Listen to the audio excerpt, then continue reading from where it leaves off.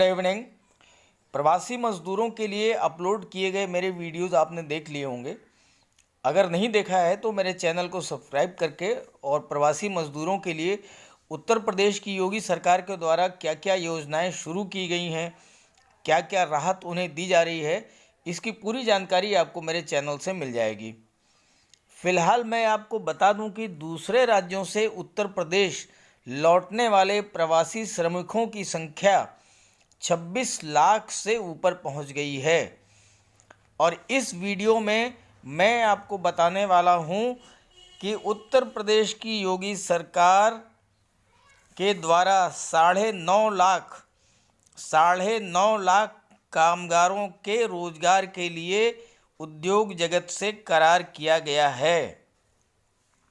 उत्तर प्रदेश की योगी सरकार 9.5 लाख कामगारों को 9.5 लाख प्रवासी मजदूरों को रोजगार देने के लिए कटिबद्ध है। उसके लिए उद्योग जगत से करार किया जा रहा है और उसकी योजना भी तैयार हो गई है। तो आइए देखते हैं विस्तार से कि क्या है ये योजना, कैसे प्रवासी मजदूरों को काम मिलेगा, क्या शर्तें होंगी, सारी चीज़ें विस्तार से। लेकिन अगर आप मेरे चैनल पर पहली बार आए हैं तो प्लीज़ इसे सब्सक्राइब जरूर कर लीजिए, बेल आइकन प्रेस कर दीजिए और साथ ही साथ इस वीडियो को शेयर जरूर कर दीजिए। आपके जान पहचान अड़ोस पड़ोस कहीं भी जो भी प्रवासी मजदूर कोई है तो उसे इसके बारे में जानकारी जरूर दे दीजिए ताकि उससे भी रोज़गार मिले। तो चलिए वीडियो शुरू करते हैं। वीडियो शुरू करने से पहले मैं आप लोगों से एक ज़रूरी बात शेयर करना चाहता हूँ। संकट की इस घड़ी में हमारे देश के प्रधानमंत्री मोदी जी के द्वारा समाज के हर वर्ग के लिए कोई न कोई राहत दी गई है। क्या क्या राहतें दी जा रही हैं, इसकी पूरी जानकारी आपको मेरे चैनल से मिल जाएगी। इसलिए आपको लगातार लेटेस्ट जानकारी मिलती रहे, इसके लिए आप मेरे चैनल को सब्सक्राइब कर लीजिए और बेल आइकन प्रेस कर लीजिए। दूसरी बात, आपके पड़ोस में, गांव में, मोहल्ले में, कस्बे में, मित्रों में, रिलेटिव्स में बहुत से लोग ऐसे होंगे जिन्हें इन चीज़ों की जानकारी नहीं होगी कि लॉकडाउन के पीरियड में क्या क्या राहत, क्या क्या सुविधाएं सरकार द्वारा दी जा रही है।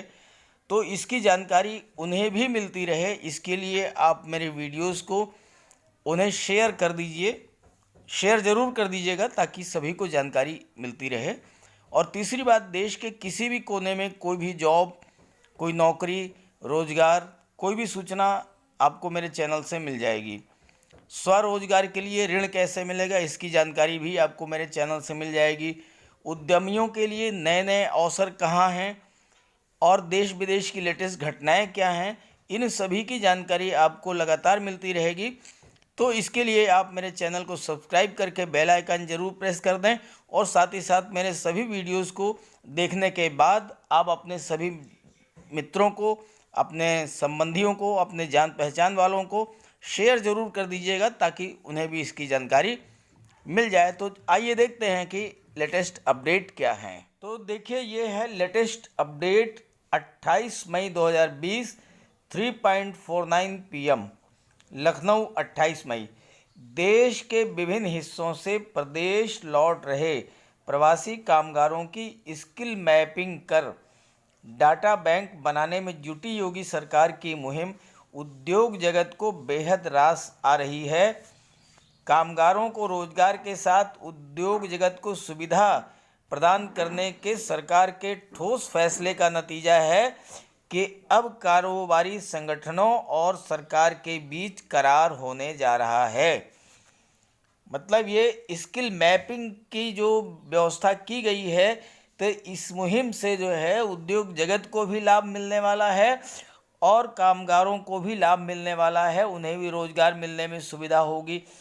तो इसलिए जो है इस फैसले का नतीजा ये है कि अब कारोबारी संगठनों और गवर्नमेंट के बीच में सीधे जो है करार होने जा रहा है।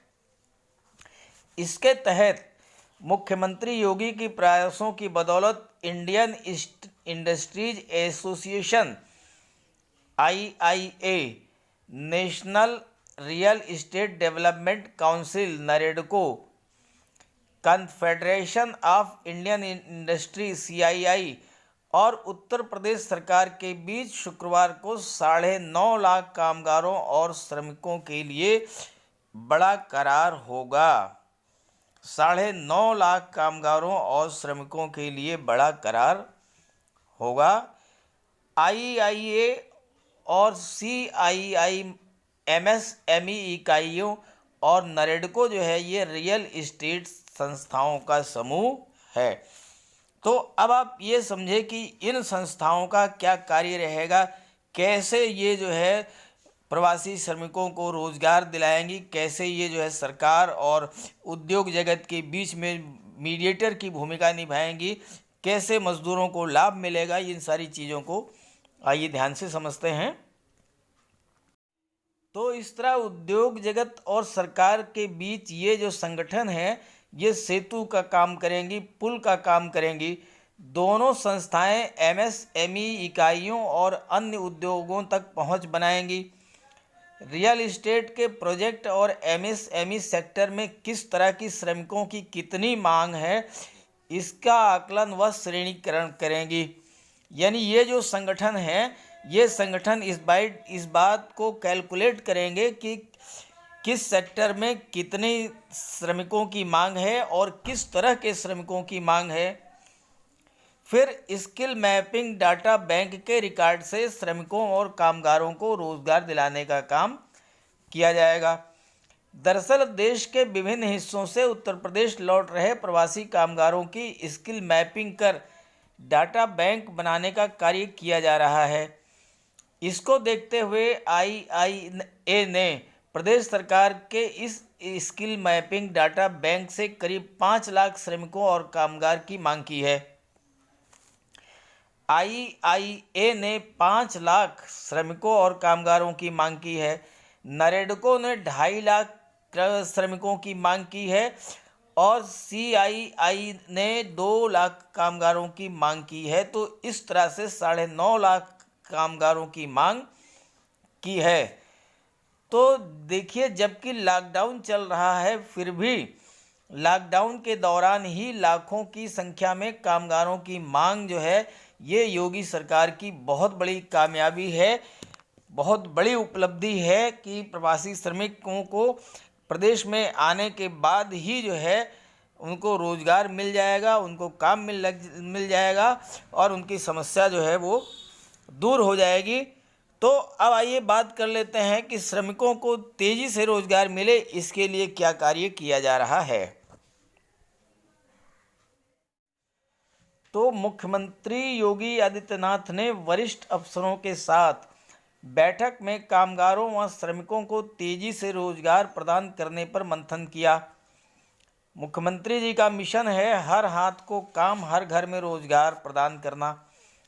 तो मुख्यमंत्री जी के निर्देश पर स्किल्ड मैन पावर और इकाइयों में इनकी ज़रूरत का सॉफ्टवेयर तैयार किया जा रहा है। यानी कितने लोग जो हैं किस ट्रेड में स्किल्ड हैं और किन यूनिट में किसकी ज़रूरत है इसका सॉफ्टवेयर तैयार किया जा रहा है। और जब ये सॉफ्टवेयर तैयार हो जा रहा है तो इस सॉफ्टवेयर के ज़रिए सेवा योजन का काम तेज़ी से हो पाएगा।